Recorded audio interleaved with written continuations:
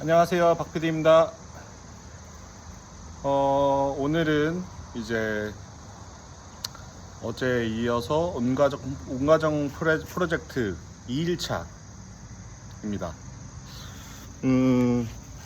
어제 말씀드린 대로 이제 저희 온가정 슈퍼마켓 매장에 진열될 식품 장바구니를 담고 있고요. 50개 브랜드 100개 상품, 저희 업계 용어로 스큐라고 하는데 이제 100개 식품들이 해당 장바구니에 담길 예정입니다. 이 장바구니를 담는 과정에서 이야기 드려보고 싶은 주제가 생각나서요.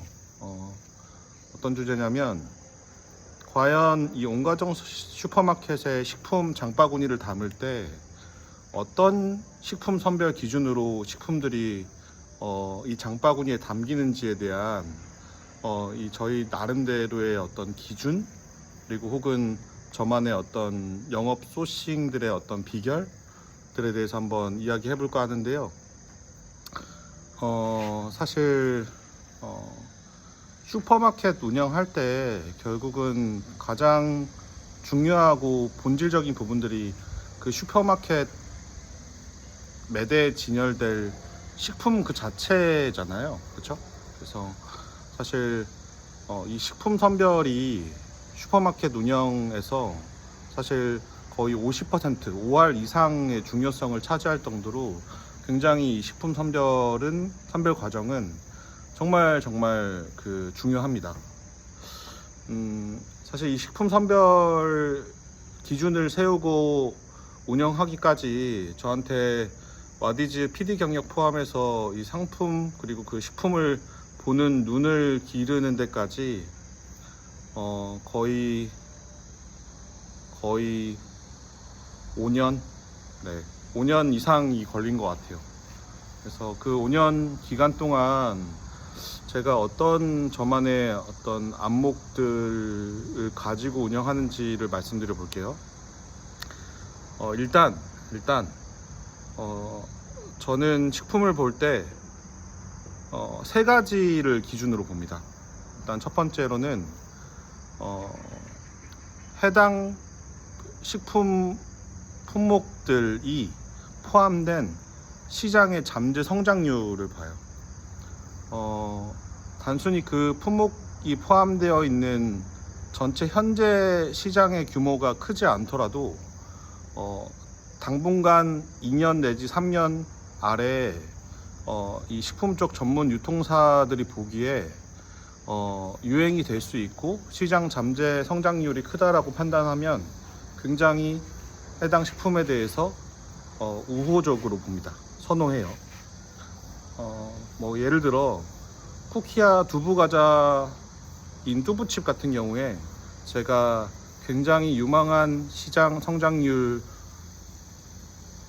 그릇에 담겨 있다고 판단하는 게 지금 뭐 일본 옆나라 도쿄에서부터 우리나라도 그렇고 이 건강 스낵, 기능성 스낵에 대한 20, 30대 여성들에 대한 시장 수요가 계속해서 이미 증가하고 있고 연간 성장률 10% 이상을 기록할 정도로 이미 유망하다라고 판단되는 품목들을 포함한 시장이고, 저는 이걸 제가 어떻게 비유하냐면, 제가 취미가 축구인데 토요일에 또 목포에 축구 리그 경기가 있거든요.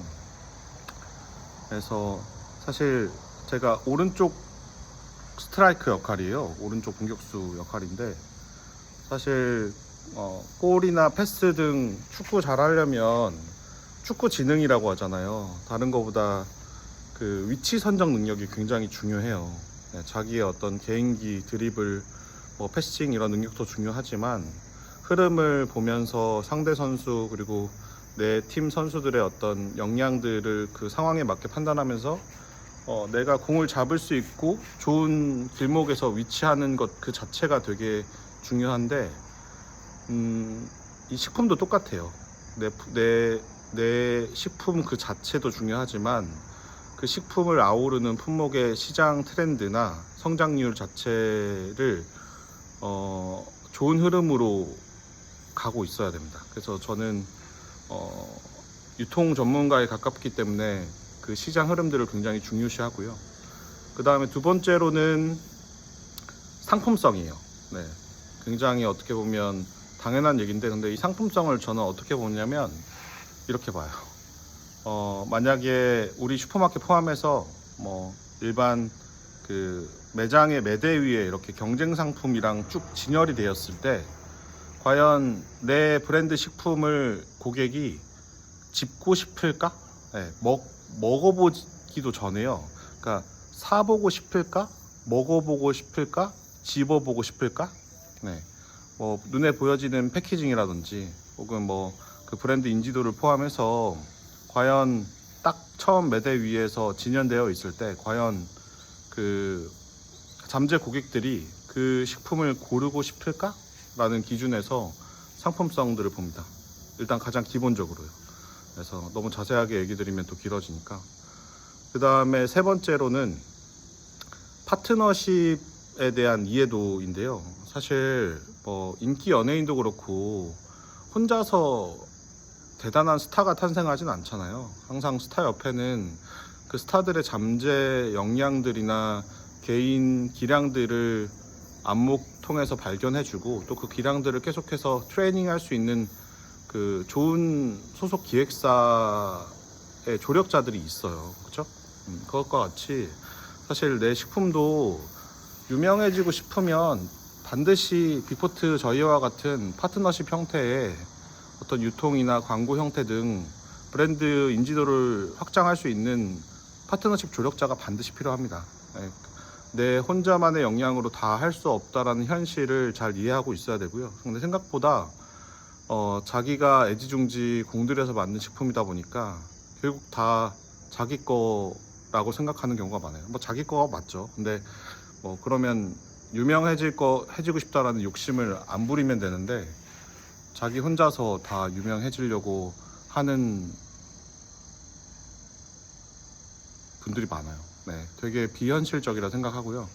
그래서 무엇보다 내가 정말 잘할 수 있는 어떤 식품의 R&D 개발이나 정말 그 식품 그 5년 자체의 그 맛에 대한 품질 강화 혹은 위생 관리, 이런 중요한 식품 생산 과정에 대한 기획에 충실하고, 그 나머지 여건들에서는 파트너십에 대한 구조로 같이 협업을 통해서 같이 유명해질 수 있는 어떤 이런 파트너십에 대한 이해관계에 대한 이해도가 있는 업체들을 선호합니다.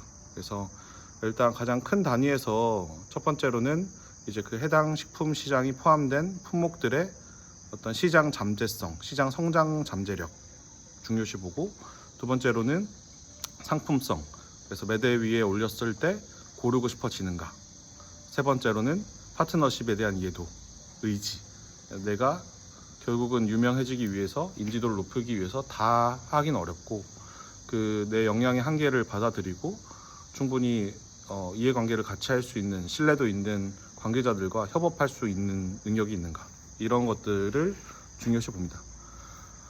뭐 다소 추상적이지만 실제 제 머릿속에서는 이 세 가지를 되게 중요하게 생각하고 해당 운영 품목들을 고를 때 중요 기준의 토대로 삼고요.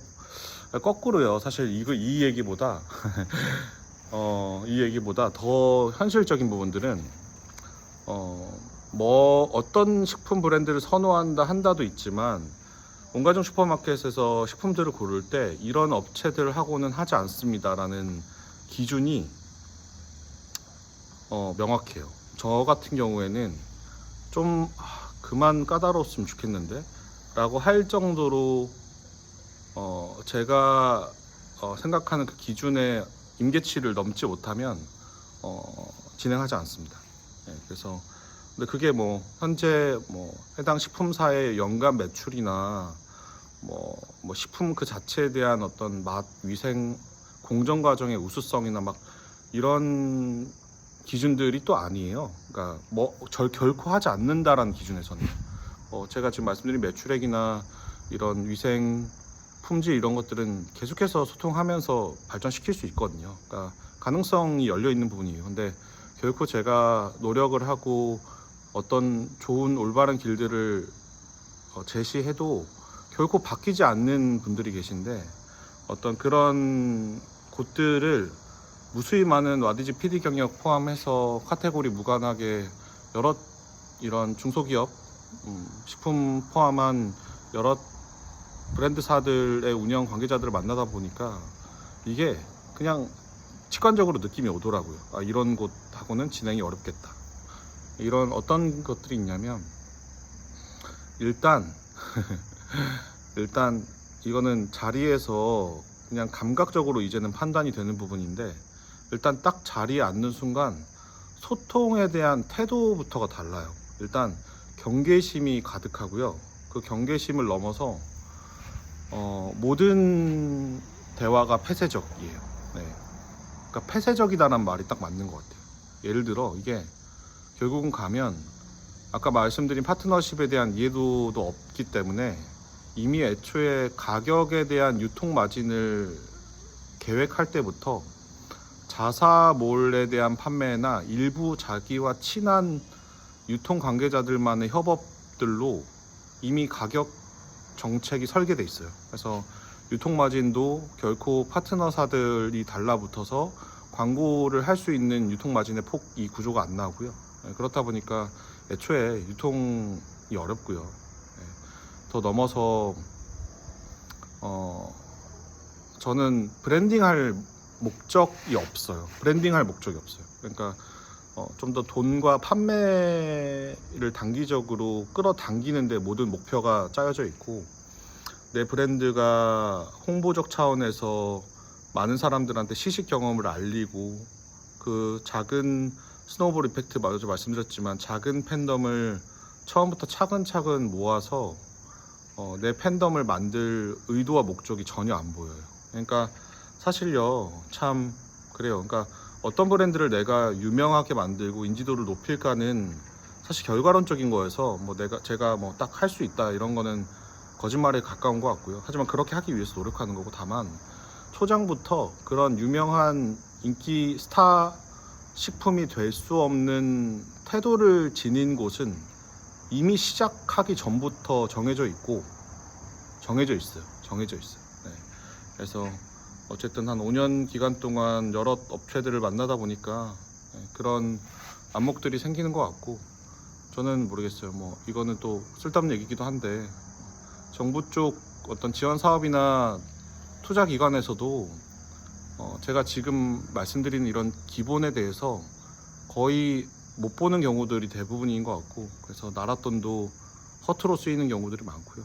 그런 것들에 대해서 굉장히 부정적인 생각들을 이 업계 전문가가 되고 싶은 사람으로서 가지고 있고, 다시 돌아와서, 그래서 저희가 지금 제가 오늘이면 완료가 이미 벌써 될 것 같아요. 50개 브랜드 100개 식품 스큐가 이미 거의 안 보이실 건데, 제가 이렇게 빼곡하게 작성을 좀 해뒀어요. 그래서 지금 리스트를 오늘 최대한 뽑을 거고요. 제가 뽑는 과정에서 보니까 제가 지금 말씀드린 사고의 어떤 기준의 바탕의 틀로 온가정 슈퍼마켓의 식품 선별에 대한 QC의 기준들을 세우고 있었더라고요. 그래서 저도 진행하면서 더 생각 정리가 확고하게 되는 것 같습니다. 네, 그렇고요. 마지막으로 드리고 싶은 말씀은 이런 말씀 드리고 싶어요. 일단 제가 지금 현재 온가정 슈퍼마켓 식품 선별하면서 이제 쿠키야, 여수에 계신 쿠키야라는 회사, 그 다음에 목포 무안 쪽에 오빠네 군고구마, 그 다음에 화순에 계신 영구루 농장, 그 다음에 고흥의 맑고 밝고 따뜻한 협동조합, 이미 뭐 지금 제가 딱 바로 생각나는 것들인데, 저희가 파트너십 계약을 이미 맺고 저희가 운영하는 온가정 슈퍼마켓 운영 통해 포함한 이런 목적성들에 대해서 되게 지지를 해주시고 계신 분들이고, 실제 저희한테 비용을 주시고 같이 협업을 이미 하고 있는 것들이고요. 감사한 마음이 굉장히 큰 것 같아요. 그러니까 제가 이런 분들을 만나기 전에 아까 제가 말씀드린 어떤 식품 포함한 그러니까 글로벌 수출과 브랜딩을 할 수 있을 만한 유망 브랜드를 반드시 한번 찾아서 한번 제 힘과 역량들로 이들을 조력해보고 키워보고 싶다라는 생각이 제 내면 깊숙이 굉장히 의지가 강한 편인데 뭐 키울 만한 곳이 없으니까. 네. 그리고 키움을 저희 역량들을 또 받고 싶어하는 분들도 없었어가지고 그게 참 어려웠는데, 그래도 이런 업체들을 인연으로서 만난 덕분에 제가 정말 해보고 싶었던 이런 작업 과정들을 함께 한번 시도해 볼 수 있어서 감사한 마음이고, 네, 또 즐기다 보면은 좋은 결실의 성과들이 앞으로 온가정 슈퍼마켓의 성공적인 론칭 통해서 있을 거다라고 기대합니다.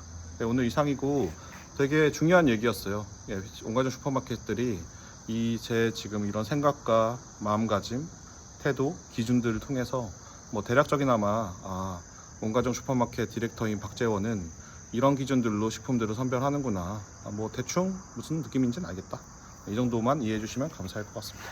네, 마치겠습니다. 오늘도 행복한 하루 되십시오. 금요일이네요. 네, 오늘 다들 해피 프라이데이 되십시오.